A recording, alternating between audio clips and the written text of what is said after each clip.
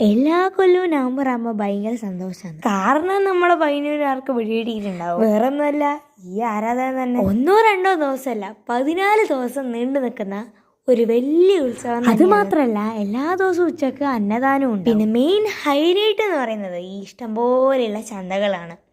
ഏതെടുത്താലും 20 രൂപ, ഏതെടുത്താലും 30 രൂപ എന്ന് പറഞ്ഞിട്ട് ഇഷ്ടംപോലെ സാധനങ്ങൾ വാങ്ങാൻ കിട്ടും. അതുകൊണ്ട് തന്നെ ഇഷ്ടംപോലെ ആളുകളും ഉണ്ടാവും. അത് മാത്രമല്ല, എല്ലാ ദിവസവും ഓരോ പരിപാടികളും ഉണ്ടാവും. ഫസ്റ്റ് ഡേ ഉണ്ടായ പ്രോഗ്രാം എന്ന് പറയുന്നത് നാടകമാണ്.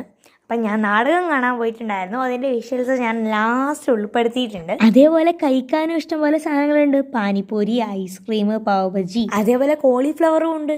പിന്നെ എന്തെങ്കിലും ഉണ്ടോ എന്ന് എനിക്ക് അങ്ങനെ ഓർമ്മയില്ല. എല്ലാ സാധനങ്ങളും കഴിച്ചു നോക്കാത്തത്. നമുക്ക് അമ്പലത്തിലേക്കൊന്ന് പോയി നോക്കാം. സോ ദിസ് ഇസ് അവർ അമ്പലം, നമ്മളുടെ പയ്യന്നൂർ അമ്പലം. എൻ്റെ വീടിൻ്റെ തൊട്ടടുത്തുള്ള അമ്പലമാണ്.